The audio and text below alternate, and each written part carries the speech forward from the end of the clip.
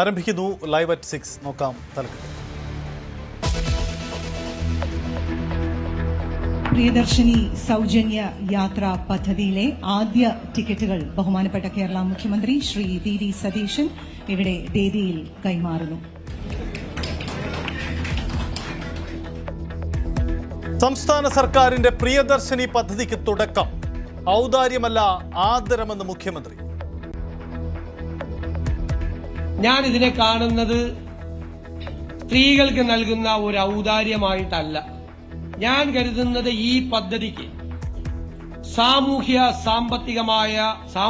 സാമ്പത്തികവുമായ പ്രതിഫലനങ്ങൾ നമ്മുടെ സമൂഹത്തിൽ ഉണ്ടാകുമെന്നാണ്. പദ്ധതി ഭാവിയിൽ വിപുലമാക്കുമെന്ന് CP ജോൺ. KSRTCയെ കൂടുതൽ ജനകീയവൽക്കരിക്കുക, കൂടുതൽ വികേന്ദ്രീകരിക്കുക എന്നതാണ് ഗവൺമെന്റിന്റെ ഈ രംഗത്തെ പബ്ലിക് പോളിസി. ആഘോഷമാക്കി വനിതാ യാത്രക്കാർ.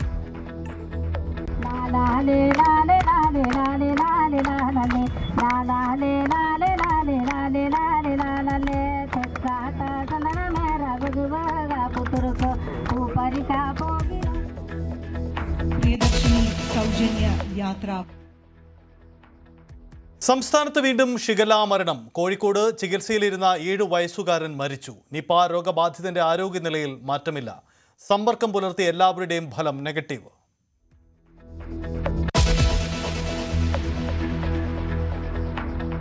ശബരിമല സ്വർണ്ണക്കൊള്ളക്കേസിൽ A. പത്മകുമാറിനെതിരെ CPM നടപടി. സസ്പെൻഷനിൽ മാത്രം ഒതുക്കി. തീരുമാനം പത്തനംതിട്ട ജില്ലാ കമ്മിറ്റി യോഗത്തിൽ. കുറ്റപത്രത്തിൽ ന്യൂനതകളുണ്ടെങ്കിൽ വീണ്ടും അന്വേഷിക്കുമെന്ന് ദേവസ്വം മന്ത്രി.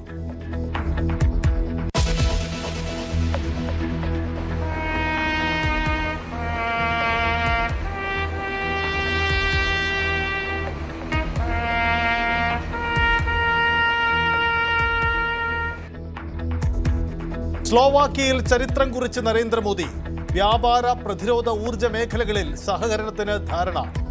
G7 ഉച്ചകോടിയിൽ പങ്കെടുക്കുന്നതിനായി മോദി ഫ്രാൻസിലേക്ക്. ട്രംപുമായി മറ്റന്നാൾ നിർണായകമായ കൂടിക്കാഴ്ച.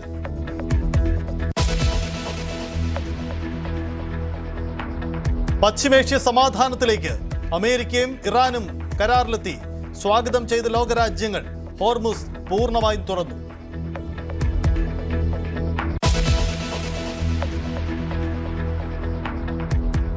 ലോകകപ്പിൽ സ്പെയിൻ ഇന്ന് ആദ്യ പോരാട്ടം. എതിരാളികൾ കന്നിക്കാരായ കേപ്പ് വെർഡെ. മത്സരം രാത്രി 9:30. ബെൽജിയം ഈജിപ്ത് മത്സരം രാത്രി 12:30. ന്യൂസിലൻഡിനെ നേരിടാനായി ഇറാൻ ടീം USA.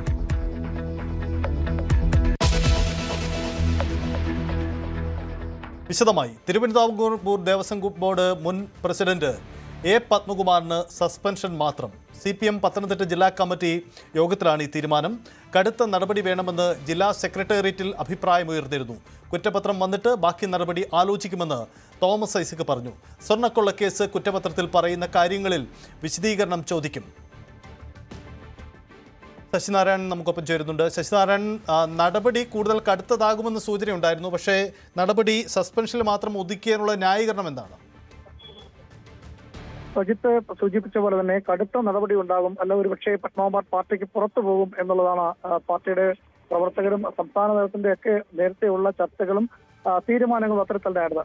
ജില്ലാ കമ്മിറ്റിക്കാണ് തീരുമാനമെടുക്കാൻ വേണ്ടി വിട്ടത്. എന്തായാലും രാവിലെ മുതൽ കൂടിയ ജില്ലാ സെക്രട്ടേറിയറ്റിലും ജില്ലാ കമ്മിറ്റിയിലും പത്മകുമാറിന് അവസാന നിമിഷം വന്നപ്പോൾ പത്മകുമാറിന് സസ്പെൻഷൻ മാത്രമാണ് ഉള്ളത്. അത് പ്രധാനമായും കൂടുതൽ നടപടി വേണ്ട എന്നുള്ള തീരുമാനമെടുക്കുന്നു. അതിൽ പ്രധാനപ്പെട്ട കാര്യം പത്മകുമാർ ചില വിശദീകരണങ്ങൾ നൽകിയിരുന്നു. ആ വിശദീകരണങ്ങൾ തൃപ്തികരമല്ല. അതുകൊണ്ട് കുറ്റപത്രം വരട്ടെ, കുറ്റപത്രം വന്നതിന് ശേഷം ആ കുറ്റപത്രത്തിൽ എന്തൊക്കെ കാര്യമുണ്ട് എന്നുള്ള കാര്യം ആലോചിച്ചതിന് ശേഷം അടുത്ത നടപടിയിലേക്ക് പോകാമെന്നുള്ളതാണ് ഇപ്പോൾ പാർട്ടി തീരുമാനിച്ചിരിക്കുന്നത്. നിലവിലത്തെ സാഹചര്യത്തിൽ തെരഞ്ഞെടുക്കപ്പെട്ട എല്ലാ സ്ഥാനങ്ങളും സസ്പെൻഷൻ മാത്രമാണ്. എത്ര കാലാവധി എന്നുള്ള കാര്യത്തെക്കുറിച്ച് വ്യക്തമല്ല. SIT കുറ്റപത്രം സമർപ്പിച്ചാൽ ആ കുറ്റപത്രത്തിൽ എന്തെങ്കിലും പത്മകുമാറിന് ഏതെങ്കിലും തരത്തിൽ ഗുരുതരമായ വീഴ്ചകൾ സംഭവിച്ചിട്ടുണ്ടോ എന്നുള്ള കാര്യങ്ങൾ നോക്കിയതിന് ശേഷമായിരിക്കും ആ സസ്പെൻഷൻ അപ്പുറത്തേക്ക് മറ്റ് ഗുരുതരമായ നടപടിയിലേക്ക് പാർട്ടി പോകത്തുള്ളൂ എന്നുള്ള കാര്യമാണ് തോമസ് ഐസക് വ്യക്തമാക്കിയത്. പക്ഷേ ഒരു ചോദ്യം ഉയരുന്നത്, എന്തുകൊണ്ട് തെരഞ്ഞെടുപ്പ് മുന്നിൽ ഇത്തരം ഒരു കാര്യത്തിലേക്ക് പാർട്ടി പോയില്ല എന്നൊരു ചോദ്യം കൂടി മറ്റ് ഭാഗത്തു നിന്നുള്ള ചോദ്യം ഉയരുന്നുണ്ട്. കാരണം നേരത്തെ ഈ തെരഞ്ഞെടുപ്പിന്റെ പരാജയത്തിന്റെ മുഖ്യ കാരണം ശബരിമല സ്വർണ്ണക്കൊള്ള കേസുമായി ബന്ധപ്പെട്ടുള്ള കാര്യമാണെന്നുള്ള കാര്യം സംസ്ഥാന കമ്മിറ്റിയിലും പാർട്ടിയുടെ ഏരിയ കമ്മിറ്റിയിലും ലോക്കൽ കമ്മിറ്റി അടക്കം ചർച്ച ചെയ്ത വിഷയമാണ്. അതിന് കാരണക്കാരൻ പത്മകുമാറാണ്. പത്മകുമാറിനെ പാർട്ടിയിൽ നിന്നും പുറത്താക്കണമെന്നുള്ള ആവശ്യം ശക്തമായി ഉയർന്നു വന്നതാണ്.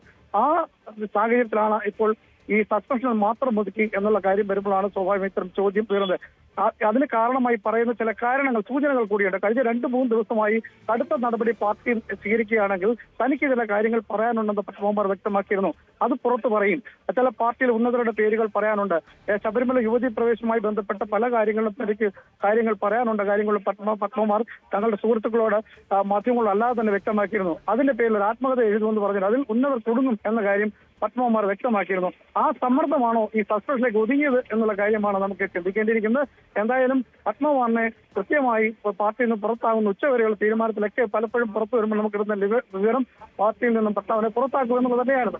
പക്ഷേ അവസാന നിമിഷം ജില്ലാ കമ്മിറ്റിയിൽ വന്നപ്പോൾ ഇത് സംസ്ഥാന നേതൃത്വത്തിന്റെ ഒരുപക്ഷെ പാർട്ടിയിലെ മറ്റ് പ്രവർത്തകരുടെയൊക്കെ ആവശ്യത്തിന് വിഘാതമായി പാർട്ടിയെ സമ്മർദ്ദത്തിലായിക്കൊണ്ട് പത്മകുമാർ സസ്പെൻഷനിൽ മാത്രം പത്മകുമാറിനെ ഒതുക്കിയിരിക്കുന്നതാണ് നമുക്ക് മനസ്സിലാക്കാൻ കഴിയുന്നത്. നേരത്തെയും പത്മകുമാർ വിവാദമായ പല കാര്യങ്ങളും ചെയ്യുന്നുണ്ട്. ജില്ലാ സമ്മേളനത്തിൽ തന്നെ മന്ത്രി വീണ ജോർജിന്റെ ഗുരുതര ആരോപണങ്ങൾ ഉന്നയിച്ചപ്പോഴും പാർട്ടി യാതൊരു നടപടിയും പത്മകുമാറിനെതിരെ എടുത്തിട്ടില്ല.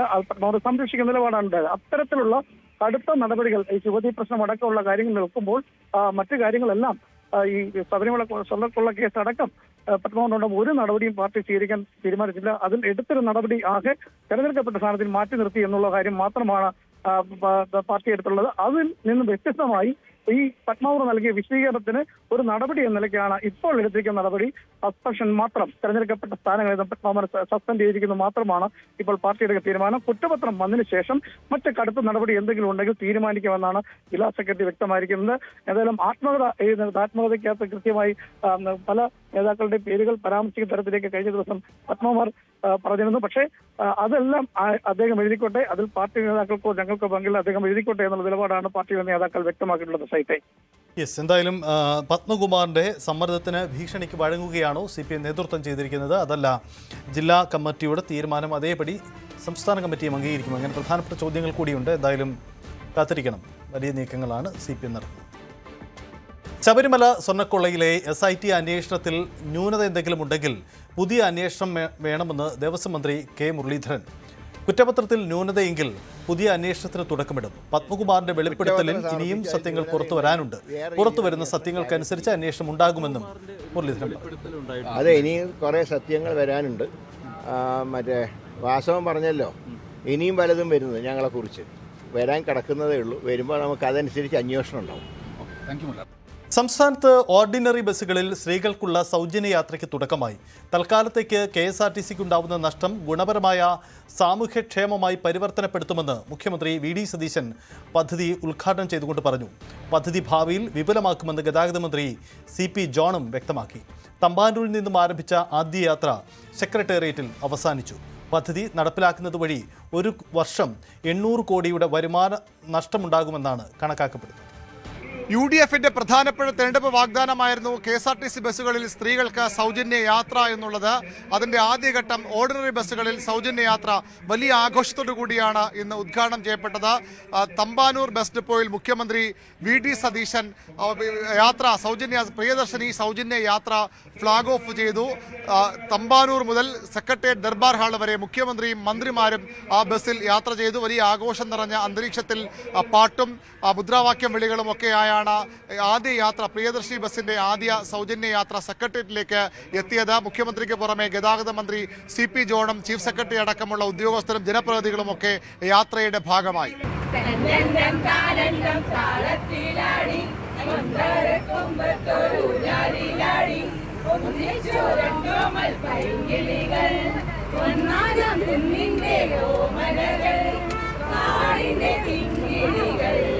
ഇത് ആരുടെയും ഔദാര്യമല്ല, സ്ത്രീകളുടെ അവകാശമാണെന്ന പ്രഖ്യാപനമാണ് ഉദ്ഘാടന ചടങ്ങിൽ മുഖ്യമന്ത്രി നടത്തിയത്. സ്ത്രീകൾക്ക് നൽകുന്ന ഒരു ഔദാര്യമായിട്ടല്ല ഞാൻ കരുതുന്നത്. ഈ പദ്ധതിക്ക് സാമൂഹ്യവും സാമ്പത്തികവുമായ പ്രതിഫലനങ്ങൾ നമ്മുടെ സമൂഹത്തിൽ ഉണ്ടാകുമെന്നാണ്. അഭിമാനത്തോടുകൂടി സർക്കാരിന്റെ ഒരു വണ്ടിയിൽ യാത്ര ചെയ്യാൻ കഴിയുക, അത് സൗജന്യമല്ല. ഞങ്ങളുടെ സർക്കാർ, ഞങ്ങളുടെ വാഹനം, ഞങ്ങൾ ഇതിലൂടെ യാത്ര ചെയ്യുന്നു. ചരിത്ര നിമിഷമെന്നാണ് ഗതാഗത മന്ത്രി CP ജോൺ ഈ യാത്രയെ, ഈ സർക്കാരിന്റെ പുതിയ പദ്ധതിയെ വിശേഷിപ്പിച്ചത്. നമ്മുടെ നാടിന്റെ ചരിത്രത്തിലും പൊതുഗതാഗത സമ്പ്രദായത്തിന്റെ ചരിത്രത്തിലും ഒരു വലിയ നാഴികക്കല്ലാണ് ഇന്ന് തമ്പാനൂരിൽ നാം നാട്ടാൻ പോകുന്നത്. ഈ സമയം മുതൽ സ്ത്രീകൾക്ക് സൗജന്യ യാത്ര അനുവദിച്ചുകൊണ്ട് സർക്കാർ ഉത്തരവ് ഇറക്കിയിരിക്കുകയാണ്. ഈ ചരിത്ര നിമിഷത്തിൽ പങ്കാളികളായ നിങ്ങളെയെല്ലാം ഞാൻ ഒരിക്കൽ കൂടി അഭിവാദനം ചെയ്യുന്നു. KSRTCയെ കൂടുതൽ ജനകീയവൽക്കരിക്കുക, കൂടുതൽ വികേന്ദ്രീകരിക്കുക എന്നതാണ് ഗവൺമെന്റിന്റെ ഈ രംഗത്തെ പബ്ലിക് പോളിസി.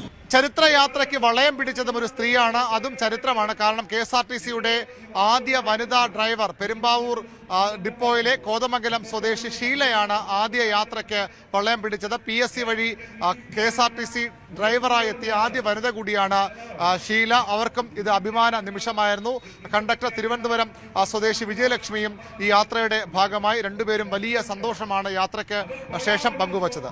വളരെ അഭിമാനകരമായ യാത്രയിലായിരുന്നു. സന്തോഷം, ഭയങ്കര സന്തോഷം. ഹാപ്പിയായി? ഹാപ്പിയാ, വളരെ ഹാപ്പിയാ. അവരവർ ഇറങ്ങാനുള്ള സ്ഥലത്തേക്ക് തന്നെ ടിക്കറ്റ് എടുക്കണം. അത് കഴിഞ്ഞിരുന്ന് കഴിഞ്ഞാൽ 500 രൂപ പിഴ എടുക്കുന്ന നിയമം ബാധകമാണ്. പിഴയുണ്ട്? 500 രൂപ ടിക്കറ്റ് ഇല്ലെങ്കിൽ പിഴയുണ്ട്? തീർച്ചയായിട്ടും. അവർക്ക് യാത്ര ചെയ്യുമ്പോൾ സർക്കാർ ഒരു സൗജന്യം കൊടുക്കുന്നേ ഉള്ളൂ. സർക്കാരിന്റെ പാർട്ടാണിത്. നിരവധി സ്ത്രീകൾ ആദ്യ യാത്രയുടെ ഭാഗമായി പെരുമാതുറ ബസ്സാണ് മുഖ്യമന്ത്രി ഉൾപ്പെടെയുള്ളവർ സഞ്ചരിച്ചത്. സംസ്ഥാനത്ത് ആകെ 6000-ൽ പരം ഓർഡിനറി ബസ്സുകളാണ് സർവീസ് നടത്തുക.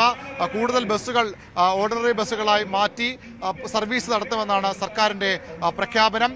മാത്രമല്ല ടൗൺ ടു ടൗൺ ബസ്സുകളും അതുപോലെ ഗ്രാമ വണ്ടികളും ഒക്കെ ഓർഡിനറി ബസ്സുകളാക്കി മാറ്റും. അങ്ങനെ മലബാറിലും കൂടുതൽ ബസ്സുകൾ സൗജന്യ യാത്രയ്ക്ക് അനുവദിക്കും. സൗജന്യ യാത്ര എന്ന് പറയുമ്പോൾ 0 മൂല്യമുള്ള ടിക്കറ്റാണ് സ്ത്രീകൾക്ക് നൽകുക. സ്ത്രീകൾ ടിക്കറ്റ് എടുത്ത് തന്നെ യാത്ര ചെയ്യണം. ടിക്കറ്റ് ഇല്ലാത്ത യാത്രകൾക്ക് 500 രൂപ മറ്റ് യാത്രകളുടെ പോലെ പിഴ അടയ്ക്കേണ്ടി വരും. ഈ ടിക്കറ്റ് സൗജന്യമായി നൽകുന്ന 0 ടിക്കറ്റ് എടുത്ത് യാത്ര ചെയ്യണമെന്നാണ് KSRTC ആവശ്യപ്പെടുന്നത്. ഏതായാലും വലിയ ആഹ്ലാദത്തോടു കൂടി സെക്രട്ടേറിയറ്റിലടക്കം വലിയ സ്വീകരണമാണ് യാത്രയ്ക്ക് ലഭിച്ചത്. ബസ് പ്രിയദർശിനി വണ്ടി പോകുന്ന വഴികളിലൊക്കെ കോൺഗ്രസ് പ്രവർത്തകർ അഭിവാദ്യ പ്രകടനവുമായി എത്തി മധുരപലഹാര വിതരണം നടത്തി. ഏതായാലും ഒരു വലിയ പ്രഖ്യാപനം. അത് പൂർണ്ണമായല്ല, ഭാഗികമായാണെങ്കിലും സർക്കാർ അധികാരത്തിൽ വന്ന് 1 മാസത്തിൽ നടപ്പാക്കാൻ കഴിഞ്ഞ UDF-ന് വലിയ നേട്ടമായി എടുത്തുകാട്ടാം. അതിൻ്റെ ഒരു ആഹ്ലാദമായിരുന്നു എല്ലാ ഇടങ്ങളിലും ഉണ്ടായിരുന്നത്. പടിപടിയായി ഇത് എല്ലാ ബസ്സുകളിലേക്കും വ്യാപിപ്പിക്കുമെന്നാണ് സർക്കാരിന്റെ പ്രഖ്യാപനം. ഏതായാലും KSRTC വലിയ സാമ്പത്തിക ബാധ്യത ഉണ്ടാക്കുന്ന കാര്യമാണ്. ആദ്യഘട്ടത്തിൽ ഓർഡിനറി ബസ്സുകളിലെ സൗജന്യ യാത്രയ്ക്കുള്ള പണം KSRTCക്ക് സർക്കാർ നൽകും. പിന്നീട് KSRTC സ്വയം പര്യാപ്തമായി മറ്റ് സർവീസുകളിലേക്കും സൗജന്യ യാത്ര അനുവദിക്കണമെന്നാണ് സർക്കാരിന്റെ ആവശ്യം. അതിനുവേണ്ടിയാണ് ഇപ്പോൾ സർക്കാർ KSRTCക്ക് പുതിയ മാർഗരേഖകളൊക്കെ നൽകാൻ തയ്യാറെടുക്കുന്നത്. കൊല്ലത്ത് പ്രിയദർശിനി പദ്ധതിയുടെ ഉദ്ഘാടനത്തിനിടെ മന്ത്രി ബിന്ദു കൃഷ്ണയുടെ തലയിൽ ചൂട് പായസം വീണു. ബസ്സിനുള്ളിലെ തിരക്കിനിടെയാണ് മന്ത്രിയുടെ തലയിലേക്ക് പായസം വീണത്.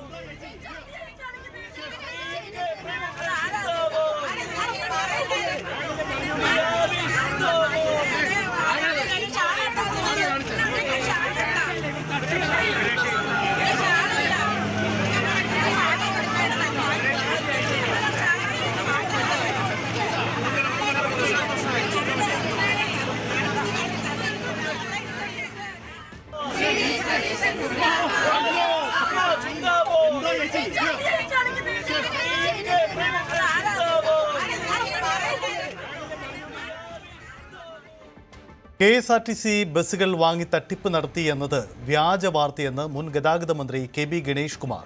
പൊതുസമൂഹത്തിൽ കരിവാരി തേക്കാൻ ശ്രമം നടക്കുന്നുവെന്നും ഗണേഷ് കുമാർ ആരോപിച്ചു. അത് തെറ്റായ വാർത്തയാണ്. അദ്ദേഹം അതോട് UDF സർക്കാർ സൗജന്യ യാത്ര എന്ന പേരിൽ സ്ത്രീകളെ പറഞ്ഞു പറ്റിച്ചെന്ന് BJP. മുഴുവൻ KSRTC ബസ്സുകളിലും സൗജന്യ യാത്ര നടപ്പിലാക്കുമെന്നായിരുന്നു തെരഞ്ഞെടുപ്പ് വാഗ്ദാനം ലംഘിക്കപ്പെട്ടെന്നും BJP സംസ്ഥാന ജനറൽ സെക്രട്ടറി സുരേഷ്. ഓർഡിനറി ബസ്സുകളിൽ സ്ത്രീകൾക്ക് സൗജന്യ യാത്ര അനുവദിച്ചത് റദ്ദാക്കണമെന്നാവശ്യപ്പെട്ടുകൊണ്ട് ഹൈക്കോടതിയിൽ ഹർജി. പദ്ധതി ഏകപക്ഷീയവും വിവേചനരഹിതവുമെന്നാണ് പൊതു താൽപര്യ ഹർജിയിൽ പറയുന്നത്. പുരുഷന്മാരെയും സ്ത്രീകളെയും കേവലം ലിംഗത്തിന്റെ അടിസ്ഥാനത്തിൽ മാത്രം വേർതിരിക്കുന്നത് വിവേചനപരമാണ്. ശാസ്ത്രീയ പഠനമോ സാമ്പത്തിക ആഘാത പഠനമോ നടത്തിയിട്ടില്ലെന്നും ഹർജിയിൽ വിമർശിക്കുന്നു. ഒരു ചെറിയ ഇടവേളയാണ്, മടങ്ങി വരാം.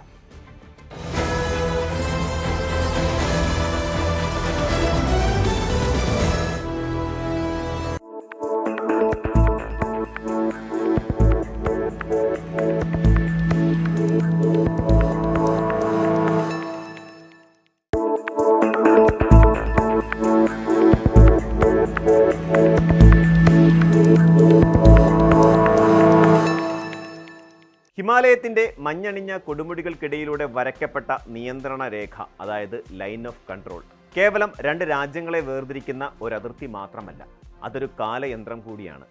ആ രേഖയുടെ ഇരുവശങ്ങളിലുമായി ജീവിക്കുന്ന മനുഷ്യർ ഇന്ന് അനുഭവിക്കുന്നത് തികച്ചും വ്യത്യസ്തമായ 2 ലോകങ്ങളാണ്. ജൂൺ 9 എന്ന ഒരൊറ്റ ദിവസം ഈ വലിയ യാഥാർത്ഥ്യത്തിന്റെ നേർചിത്രമായി മാറുകയായിരുന്നു. ഒരു വശത്ത് പാക് അധിനിവേശ കാശ്മീരിലെ റവാലക്കോട്ട്, മുസാഫറാബാദ്, മിർപൂർ തുടങ്ങിയ നഗരങ്ങൾ ഭരണകൂടത്തിനെതിരെയുള്ള ജനരോക്ഷത്താൽ പുകയുകയായിരുന്നു. തെരുവുകളിൽ വെടിയൊച്ചകളും കണ്ണീർ വാതകത്തിന്റെ രൂക്ഷഗന്ധവും നിറഞ്ഞു നിന്നു. എന്നാൽ അവിടെ നിന്നും വെറും 100 കിലോമീറ്റർ കിഴക്കോട്ട് മാറി ഇന്ത്യൻ അതിർത്തിക്കുള്ളിൽ ഹിമാലയത്തിന്റെ അഗാധതയിൽ മറ്റൊരു ചരിത്രം രചിക്കപ്പെടുകയായിരുന്നു. ബാൾട്ടാലിലും സോനാമാർഗിലും മീനാമാർഗിലുമുള്ള എഞ്ചിനീയർമാർ ഏഷ്യയിലെ ഏറ്റവും വലിയ ഇരുദിശ തുരങ്കങ്ങളിലൊന്നായ സോജില ടണലിന്റെ നിർമ്മാണത്തിലെ സുപ്രധാനമായ ഒരു ഘട്ടം പൂർത്തിയാക്കിയതിന്റെ ആഘോഷത്തിലായിരുന്നു. നിയന്ത്രണ രേഖയുടെ ഇരുവശങ്ങളിലുമായി ഒരേ സമയം അരങ്ങേറിയ ഈ 2 സംഭവങ്ങൾ 1947 ശേഷമുള്ള വിഭജനത്തിന് ശേഷം കാശ്മീർ എന്ന ഭൂപ്രദേശം സഞ്ചരിച്ച തികച്ചും വ്യത്യസ്തമായ 2 പാതകങ്ങളെയാണ് വരച്ചു കാട്ടുന്നത്. ജമ്മു കാശ്മീരിനെയും ലഡാക്കിനെയും തമ്മിൽ ബന്ധിപ്പിക്കുന്ന 13.15 കിലോമീറ്റർ നീളമുള്ള സോജില തുരങ്കം കേവലം ഒരു യാത്രാമാർഗം മാത്രമല്ല, അതൊരു പ്രതീക്ഷയുടെ പ്രതീകം കൂടിയാണ്.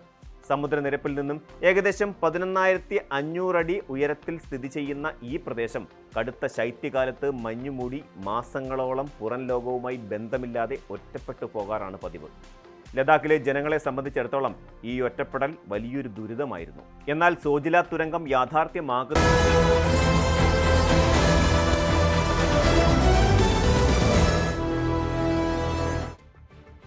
പശ്ചിമേഷ്യൻ സമാധാനത്തിന് ചരിത്രപരമായ കരാറുമായി അമേരിക്കയും ഇറാനും. കരാർ നിലവിൽ വന്നതായി അമേരിക്കൻ പ്രസിഡന്റ് ഡൊണാൾഡ് ട്രംപ് പ്രഖ്യാപിച്ചു.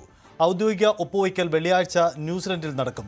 പശ്ചിമേഷ്യൻ സമാധാന കരാറിൽ ധാരണയായതോടെ ഹോർമുസ് കടലിടുക്ക് പൂർണ്ണമായും തുറന്നു. ഇന്ത്യൻ എണ്ണക്കപ്പൽ ഉൾപ്പെടെ സഞ്ചാരം ആരംഭിച്ചിട്ടുണ്ട്. കരാർ യാഥാർത്ഥ്യമാകുന്നതിന് പിന്നാലെ ഹോർമുസ് തുറക്കുമെന്ന് ട്രംപ് നേരത്തെ വ്യക്തമാക്കിയിരുന്നു. വെള്ളിയാഴ്ചയാണ് കരാർ ഔദ്യോഗികമായി ഒപ്പിടുക. സംഘർഷം അവസാനിപ്പിക്കാനുള്ള തീരുമാനം സ്വാഗതാർഹമെന്ന് പ്രധാനമന്ത്രി നരേന്ദ്രമോദിയും പ്രതികരിച്ചു. ഐക്യരാഷ്ട്രസഭ സുരക്ഷാ കൗൺസിലിൽ ഇന്ത്യക്ക് സ്ഥിരാംഗത്തിന് അർഹതയുണ്ടെന്ന് സ്ലോവാക്യ. നരേന്ദ്രമോദിയുടെ സ്ലോവാക്യ സന്ദർശനത്തിനിടെയാണ് പ്രധാനമന്ത്രി റോബർട്ട് ഫിക്കോ നിലപാടറിയിച്ചത്. ഇന്ത്യ സ്ലോവാക്യ ഉന്നതതല ഉഭയകക്ഷി ചർച്ചകളും നടന്നു. വ്യാപാരം, പ്രതിരോധം, ഊർജ്ജ മേഖലകളിലാണ് കൂടുതൽ സഹകരണത്തിന് ധാരണ. 1993 സ്ലോവാക്യ സ്വതന്ത്രമായതിനു ശേഷം ആദ്യമായിട്ടാണ് ഒരു ഇന്ത്യൻ പ്രധാനമന്ത്രി സ്ലോവാക്യ സന്ദർശിക്കുന്നത്.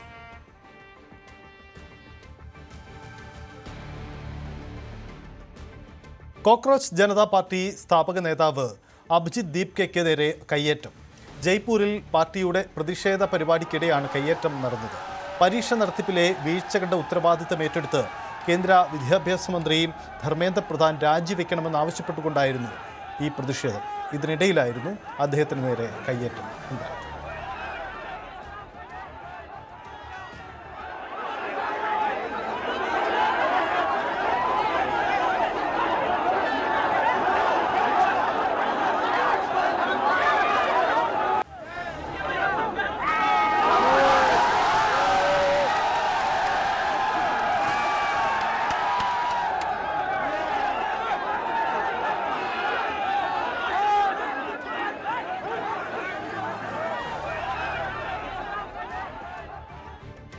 ഭരണകൂടം തങ്ങളെ ഭയപ്പെടുന്നതിന് തെളിവാണ് തനിക്ക് നേരെ നടന്ന കയ്യേറ്റ ശ്രമമെന്ന് പിന്നീട് അഭിജിത് ദീപ്കെ സോഷ്യൽ മീഡിയയിൽ കുറിച്ചു.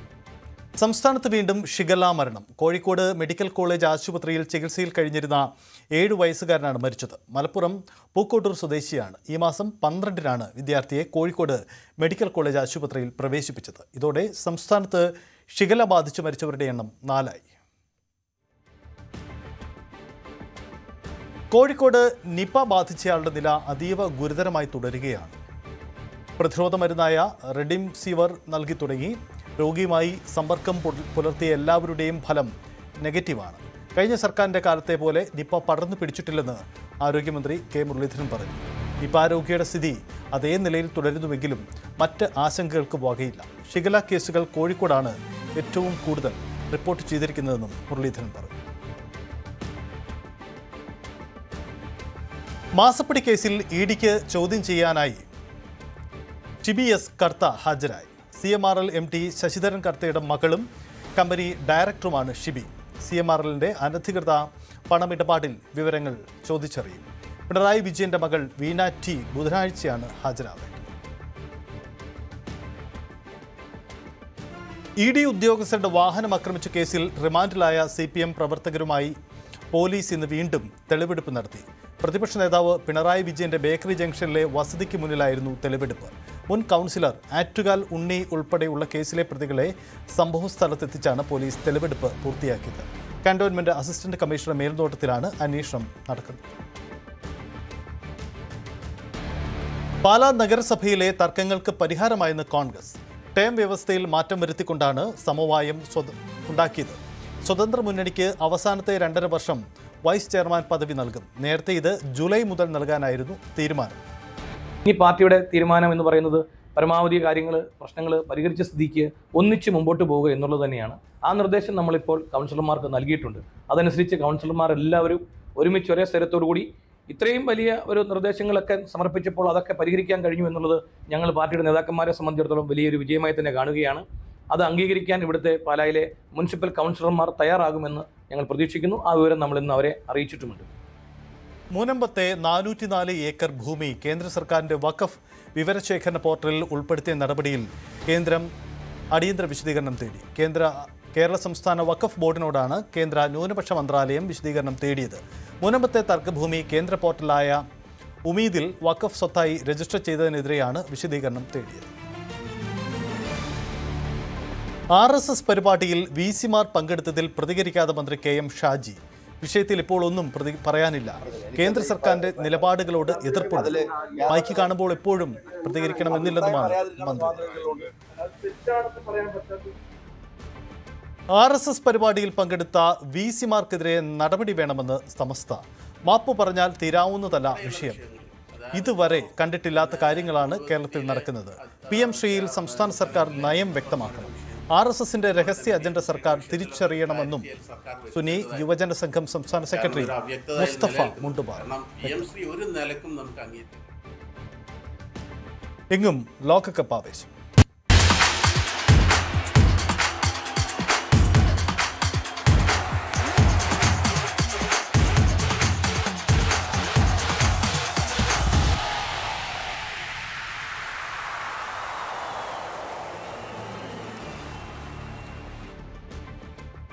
യൂറോപ്യൻ ചാമ്പ്യന്മാരായ സ്പെയിൻ ഇന്ന് ആദ്യ മത്സരത്തിനിറങ്ങുകയാണ്.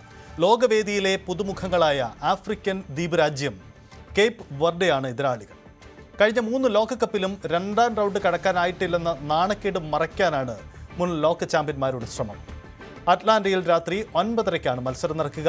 ഗ്രൂപ്പ് ജിയിലെ ആദ്യ മത്സരത്തിൽ ബെൽജിയം ഈജിപ്തുമായി ഏറ്റുമുട്ടും. രാത്രി 12:30-നാണ് മത്സരം. രാവിലെ 6:30-ക്ക് നടക്കുന്ന മത്സരത്തിൽ ഇറാൻ ന്യൂസിലൻഡിനെ നേരിടും. ഇംഗിൾവുഡിലാണ് ഈ മത്സരം നടക്കുക.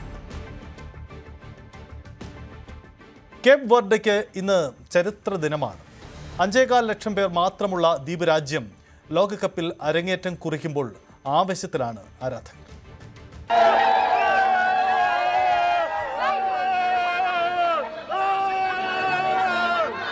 കേപ്പ് വെർഡെ ഔദ്യോഗികമായി റിപ്പബ്ലിക് ഓഫ് കാബോ വെർഡെ.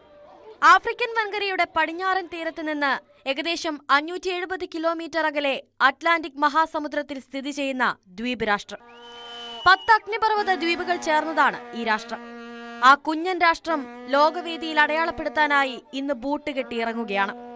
ലോകകപ്പിലേക്ക് യോഗ്യത നേടിയപ്പോൾ തന്നെ തങ്ങൾ വിജയിച്ചു എന്ന് ആർപ്പു വിളിക്കുന്ന ജനങ്ങൾ.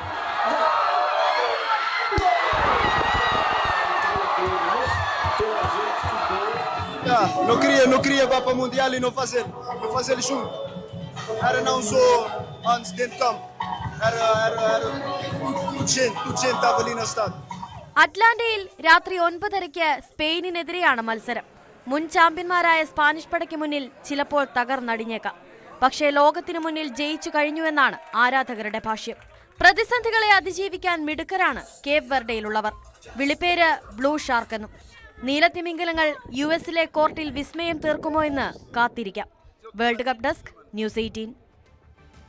ലോസ് ആഞ്ചലസിൽ ന്യൂസിലാൻഡിനെ നേരിടാൻ തയ്യാറെടുക്കുന്ന ഇറാൻ ടീമാണിപ്പോൾ ശ്രദ്ധാകേന്ദ്രം.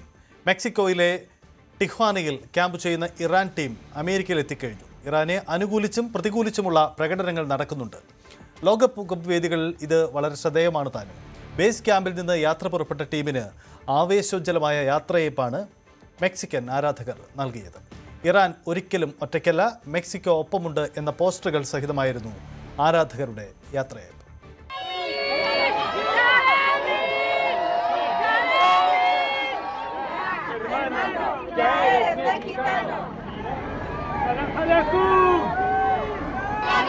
Irán, hermano, ya es mexicano. Irán, hermano, ya juntos.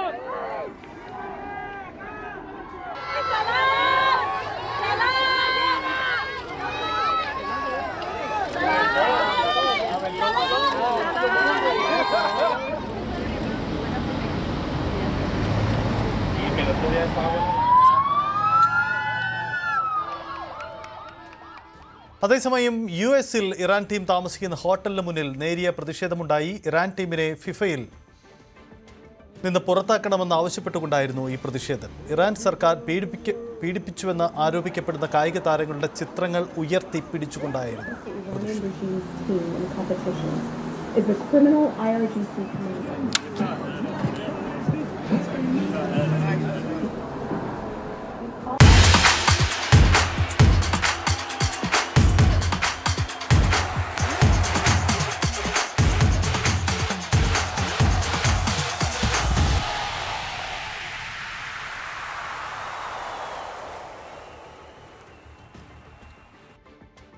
മറ്റു വാർത്തകളിലേക്ക് പോകുമ്പോൾ തൃശൂർ മുണ്ടത്തിക്കോട് വെടിക്കോപ്പ് നിർമ്മാണശാലയിലുണ്ടായ സ്ഫോടനത്തിനിരയായവരുടെ കുടുംബങ്ങൾക്ക് കല്യാൺ ജുവലേഴ്സ് നൽകുന്ന സാമ്പത്തിക സഹായം കൈമാറി. Kalyan jewellers managing director TS Kalyanaraman Thrissur ജില്ലാ കളക്ടർ ശിഖ സുരേന്ദ്രന് ചെക്ക് കൈമാറി. ദുരന്തത്തിൽ മരിച്ച 16 പേരുടെ കുടുംബങ്ങൾക്ക് 5 ലക്ഷം രൂപ വീതമാണ് സഹായമായി നൽകിയത്. ഒരു തൃശ്ശൂരുകാരൻ എന്ന നിലയിൽ ആ കുടുംബങ്ങൾക്കൊപ്പം നിൽക്കേണ്ടത് തൻ്റെ കടമയാണെന്നും ചെക്ക് കൈമാറിക്കൊണ്ട് കല്യാണരാമൻ പറഞ്ഞു. ഈ ദുരന്തത്തിൽ അവർക്കുള്ള സങ്കടം നമ്മൾ മനസ്സിലാക്കണം. അവരും അതിൽ വലിയ സങ്കടം എന്നോട് പറയുണ്ടായി. അതുകൊണ്ട് ബഹുമാനപ്പെട്ട കളക്ടർ ഈ ചടങ്ങ് 5 ലക്ഷം രൂപ വെച്ച് ആ കുടുംബങ്ങൾക്ക് നൽകണം എന്ന് ഞാൻ വിനീതമായി അഭ്യർത്ഥിക്കുന്നു. ഇനി സ്വർണം വെള്ളി നിരക്ക്. കവിത ഗോൾഡ് ആൻഡ് ഡയമണ്ട്സ് ഇന്നത്തെ സ്വർണം വെള്ളി നിരക്കുകൾ നിങ്ങൾക്കായി സമർപ്പിക്കുന്നത് Kavitha gold and diamonds, the versatile jewellery. സ്വർണം 22 ക്യാരറ്റ് ഗ്രാമിന് 13,890, പവന് 1,11,120. 18 ക്യാരറ്റ് സ്വർണം ഗ്രാമിന് 11,475, പവന് 91,800. വെള്ളി ഗ്രാമിന് 265 രൂപ, ഗ്രാമിന് കിലോഗ്രാമിന് 2,60,65,000. കവിത ഗോൾഡ് ആൻഡ് ഡയമണ്ട്സ് ഇന്നത്തെ സ്വർണം വെള്ളി നിരക്കുകൾ നിങ്ങൾക്കായി സമർപ്പിച്ചത് Kavitha gold and diamonds, the versatile jewellery. Bulletin പൂർണ്ണമാവും.